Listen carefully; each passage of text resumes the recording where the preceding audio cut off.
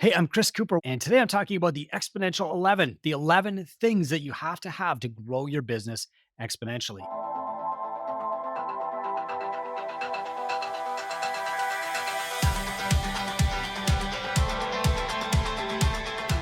These 11 came from this amazing book, Exponential Organizations, right here, written by Salim Ishmael et al. I'm going to talk about this and I'm going to break these 11 things down, but then I'm going to also talk about how I approach this in my business so that you have an example and you can compare against how you're doing in yours. I'm sure there are places that I'm weak in my business where you're excelling and vice versa. And hopefully, this podcast can help you determine what those are. The coolest thing about the book is that the 11 critical components of an exponentially growing organization are divided into systems and processes and creativity and people. And they explain them using the same analogy I do, which is the left brain and the right brain. The left brain of your business is in charge of systems and processes and data. The right brain of your business is in charge of creativity, managing growth, and having empathy for people. And so we're going to go through them in that order. But first, the crowning piece, the most important one of the 11, we're going to start there. And that is called an MTP, a massive transformational purpose. What you need to have in your business is a beacon that tells your staff why you're there. Now, other authors have written amazing books on this, like The Vivid Vision by Cameron Harold. And what that does is it tells you how to get your mission or your MTP, your massive transformational purpose, out of your head and onto paper. For me, that is make 10,000 gym owners wealthy. And what that does is it sets a goal for everybody in the organization to be focused on, and also a filter for everything that we do. Will this program help more gym business owners become wealthy, or will it not?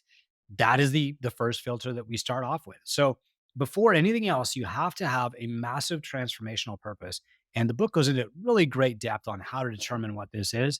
But I really love Vivid Vision by Cameron Harold for determining what this MTP is, getting it out of your head, and then teaching it to everybody else, because that's what's really important. And around where I am here, the Two Brain Workshop, in our hallways in the other offices, we have these big posters of our vivid vision. And that determines what we're trying to do, what our actual goals are numerically, and a bunch of other stuff like how we donate, how we treat people, our core values, etc. Now, what I want to talk about is like the systems and tools, that the internal attributes that you need in your company to grow exponentially. And this follows the acronym IDEAS. So IDEAS: interfaces, dashboards, experimentation, autonomy, and social technologies. These are all attributes of an exponential business. Let's go through those. And these are internal attributes. These are things that have to happen within the company. So the first is interfaces. Do you have very clear ways for people to interact with you, your clients, your staff, your leads, your leadership team? Do you know exactly how that happens?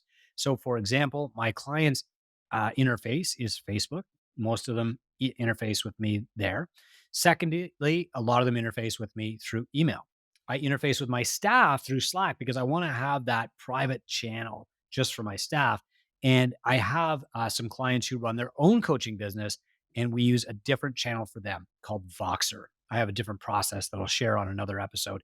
The reason I want different interfaces is so that I know where to prioritize. If I'm sitting in traffic, like waiting for my kid to come out of the mall or whatever, not in traffic, I don't check my phone in traffic. What I'm doing is I say, okay, I've got 5 minutes, where do I start? Do I look at my email? Do I look at my client interface, my staff interface, or my high level client interface? Well, I always start with the high level clients because I like to respond to them fastest. And so I look at Voxer. If there's a message there, I'll go do that first. Okay. So the first thing that you need is to define your interfaces. It's okay if everybody's on the same interface, but in general, you want to separate out communication between your staff and your clients at least. The second thing is dashboards. You need to know which metrics are actually important to your business and track them regularly. The simpler the dashboard, the better. So at Two Brain, we track about 6 different key metrics: leads, sales calls booked, sales calls converted. Then we track ROI by the clients, like what kind of return are they actually getting in our program? That is so important to me. So I know in each one of our programs exactly what the ROI is. And then we track retention by mentor. We want to make sure that the mentors can keep our clients around long enough to deliver on the promise that we made them. And so these are the six key things that I'm looking at our dashboard for. There are other metrics that we look at too, like revenue and profit, et cetera. And I look at those with my leadership team. But on any given day, I want to be able to see a dashboard so that I know how we're doing. You don't have to be crazy about this like I am.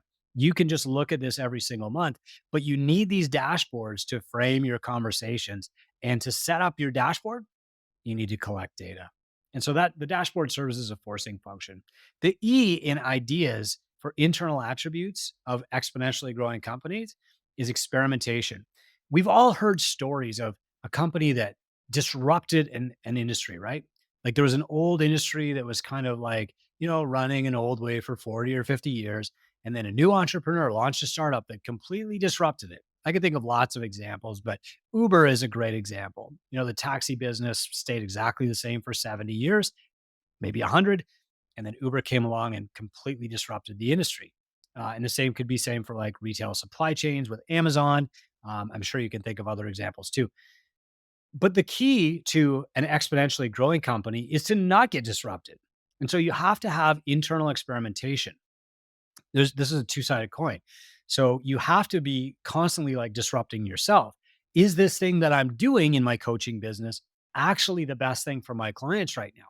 Am I delivering the right material at the best possible time for this client? You need this constant self-audit process and also the ability to add new ideas without upsetting the apple cart and throwing the baby out with the bathwater. So what we do for experimentation is if every month we measure metrics from all of our clients across the board. We have an app for this, which is like our client dashboard.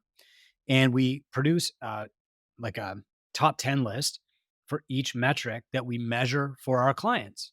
And then we publish that list. So here are the top 10 people for most members. Here are the top 10 for most revenue. Here's the top 10 for client value. Here's the top 10 for retention, et cetera.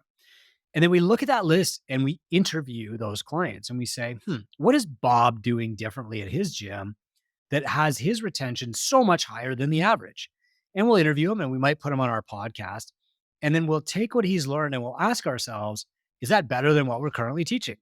We might test it out on some mentors' gyms and take their data. And if it does turn out that Bob's retention idea is an improvement on what we're teaching, we will adopt that practice and teach it to everybody else. And this means that over time, we're constantly transforming ourselves. We're constantly disrupting our own curriculum, and we're doing it faster and better than anybody else can. Instead of saying, here's the model, and then teaching that model for 20 years, which would leave us open to disruption from competitors, we actually audit and update our curriculum way faster than they can. And so our moat keeps getting bigger and bigger and bigger in the fitness space. Even though they like to attack the two brain model, that model is always changing, and it's driven by data and experimentation. We actually we have a core value called evidence-based decision making, which means that we're always looking for improvement, and this improvement has to prove itself as being better than what we're currently taught. But when we find something better with data to support it, we're quick to adopt it and teach it to our clients. The fourth attribute of an exponentially growing company is autonomy. The staff know their job and they know how to do a great job without constant oversight. That means that the client success managers don't need me to remind them to follow up with a client. The mentors have a plan for each call. They have kind of a template, but they know to draw on their own personal experience to get the clients the best result. There's a lot of autonomy built into the company. And we actually set the company up that way on purpose. Not because I don't want to know what people are doing, but I only want to know outcomes. And so if you want to have autonomy in your company, you have to define optimal outcomes. So if our outcome is like sell business coaching, then what I'm going to measure is how much business coaching are we selling?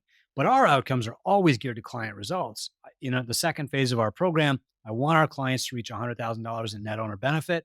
And we constantly measure, are the mentors getting clients to 100K net owner benefit? We also measure ROI and that's a measure of like how fast they're getting the outcome that we want. And then the mentors are free to change their calls as long as they stay within like the guidelines of our curriculum and our call template. But the faster they can get clients to 100K, the better. And when a mentor is getting people to 100K net owner benefit faster than anybody else, guess what? We interview them. How are you doing it? And teach that to the other mentors. Okay. Finally, social technologies.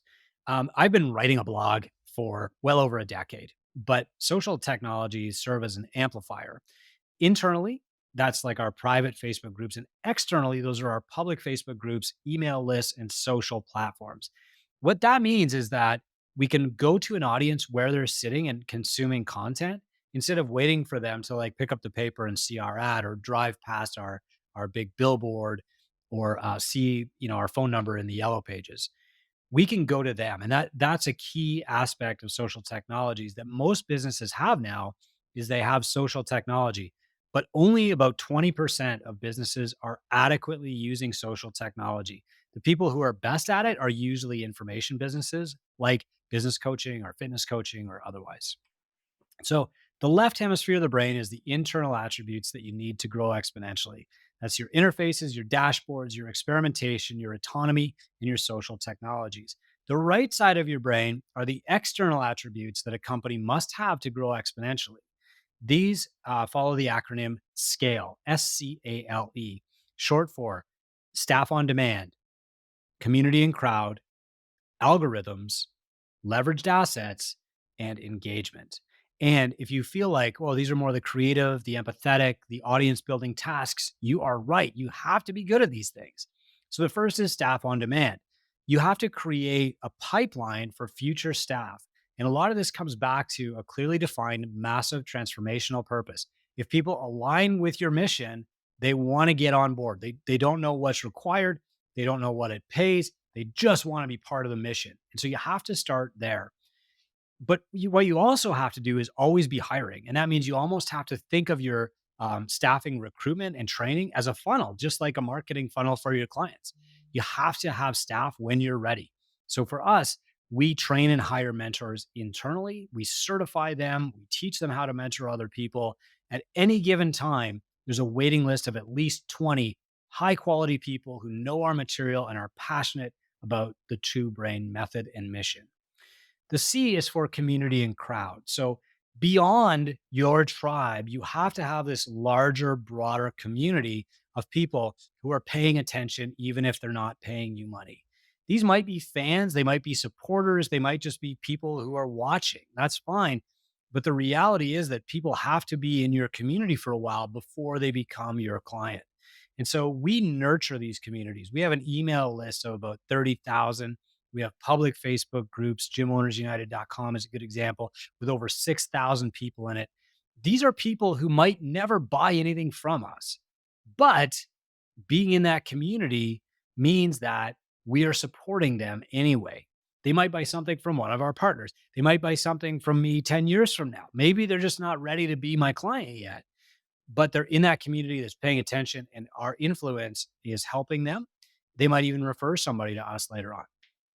Third, you need algorithms. You need to know exactly what's working for your marketing so that you can go all in on that. And that means you need to track your ad spend, your client acquisition costs, and other marketing metrics so that you know where to invest more time and money.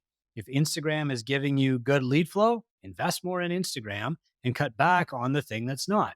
Maybe it's cold calling or outreach, but you need to have algorithms in your business that automatically allow your staff to adjust what you're doing to get more clients.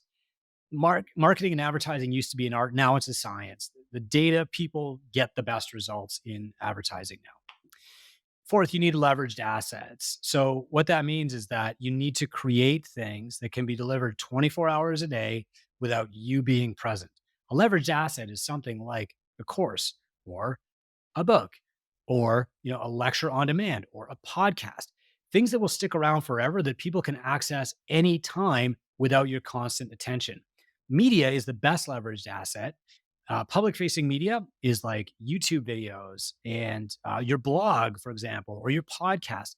Internal leveraged assets would be your courses, your curriculum, your strategy guides, your seminars, stuff like that. Okay. But the assets have to be leveraged. You can't just show up and teach one call after another if you're a business coach. And finally, you need engagement. You need engagement from your staff, you need engagement from your partners, you need engagement from your clients, and you need engagement from your audience. If you stop talking to any one of these groups, they will start to drift away. Attention is the most precious commodity available to us as entrepreneurs right now. And back and forth engagement, not just shoveling content at them, not like speaking over them, not going silent, is key to scaling up your business. If you want to be an exponential organization, again, you need these 11 things, or you need at least 8 or 9 of them, and you can identify which ones are weakest. So here's what I want you to do: take out a piece of paper and write down at the top MTP, Massive Transformational Purpose.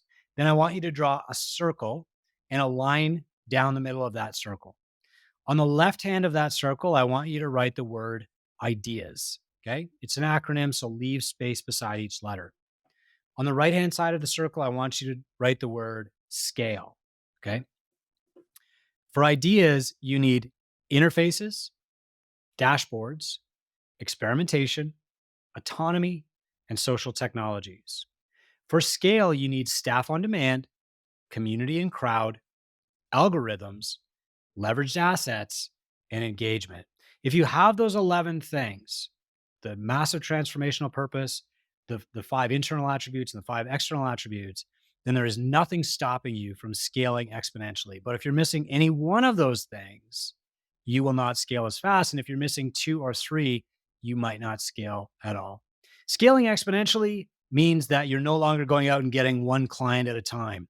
Scaling exponentially means that your clients refer their clients, or your community is constantly feeding you a new client stream. Scaling incrementally, which is what you do in a service business, means you go out and you get one client at a time. Eventually, I would love every business to be able to scale exponentially. And I hope that this helped you as much as this book, Exponential Organizations, helped me. We'll see you next time.